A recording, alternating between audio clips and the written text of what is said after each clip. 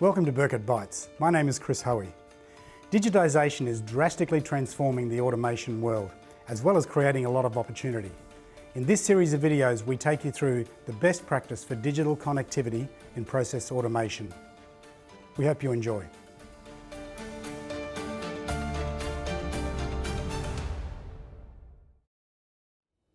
Welcome to our digital connectivity video on Ethernet IP. Ethernet IP is also a widely used network protocol, and these days more and more it's being taken to the field. When it's taken to the field, we tend to use devices like that are capable of running a device level ring, or a DLR, which is a redundant protocol which can hook up to multiple devices out in the field. So with a device level ring, you loop in and out of each device, and you come back and you close that ring at the other end. What it gives you the ability to do is have a break in the network, which I'll simulate here by disconnecting the unit, and everything stays green and everything stays operational. And of course, it is reported as an error, so that in that if you're alerted of that break, and you can go and repair it. And of plugging it back in again, it immediately corrects itself and goes back to full run mode. So in this ring, and with Ethernet in the field, there's three different ways that we can connect to devices in the field. And that is via direct connection, which we've demonstrated here by connecting this modulating butterfly valve directly to the Ethernet IP. Alternatively, we can go through I/O blocks. We have a couple of examples here. One is a pneumatic block manifold, and the other one is the integration that Burkert has with Rockwell and their point I/O system. This integration is around 15 years old, and it's still quite current. What it gives you is the capability to have a complete I/O cluster in our in a remote field situation. In other words, not just having a valve bank where you can have some pneumatic outputs, but by actually having a mixture of analogs, digitals, maybe some high-speed counters, temperature sensors, whatever you wish, as well as valve outputs as well. And they can all sit in a simple cluster that can be put into the field. Just like other systems, you'll notice that the Rockwell system is a hot swap capable. In other words, you can pull out the electronics and you do get an alert. And of course, by replacing the electronics, it will automatically heal and go back into full run mode. We've done exactly the same with the Burkert valves.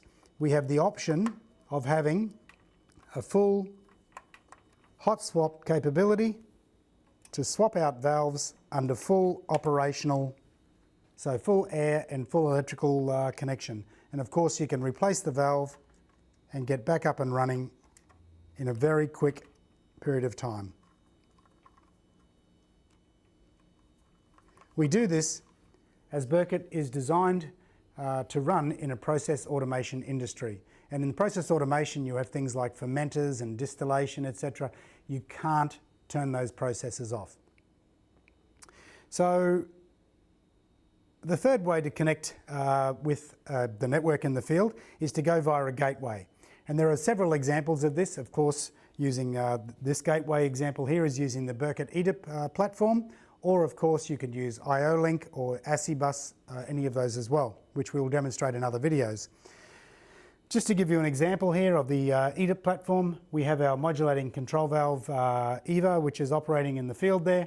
We can come straight to that device here, and we can type in a set point, let's just say 50%, and hit enter, and you'll see the valve will operate directly to 50%, and our feedback says it's exactly at 50%, which you can also see on the trend here on the display. If I put that back now to 25%, you'll see that move straight back down to 25. I'm going to hand over now to Nelson, who's going to take you through the integration of the Rockwell Point I/O system with the Burkert 8644 and how it gets brought into the PLC system. Thanks, Chris. We're going to have a look at the Burkert 8644 and how that's integrated into Rockwell Studio 5000. Now we've got Studio 5000 loaded here, and we can see that we've created a project with our Ethernet network, and we've imported the point IO modules into a slot chassis, 7-slot chassis. The first module, being the interface module, is an AENT-R dual port Ethernet. We've simply given that an IP address and a name. We've then got 4 other modules, which are Rockwell modules, sitting on the rack. And then what we've created is a 1734 generic module for our 8644 valve manifold. And depending on the size of the manifold, we put a certain assembly instance number for the input, output, and configuration. Once these are set correctly and downloaded into the program, we can then go and monitor the tags. The output module in this case is on output 5, and if we dig deep into the tags, we can actually modify these outputs as required. So to test a valve, I'm going to put a value of 1 in, and it will energize my valve. To turn the valve off, put a value of 0. Back to you, Chris. Thanks, Nelson. Ethernet IP is used in a wide range of industries, from heavy industrial mining right through to food and beverage and others. And you'll see that Bürkert has a range of products that go throughout all of those applications, which include the I/O blocks, valves for on-off modulating, mass flow meters, mass flow controllers, electric modulating valves, and of course our gateways available for this, as well as ASSI and IO-Link. So there's many ways to connect to it.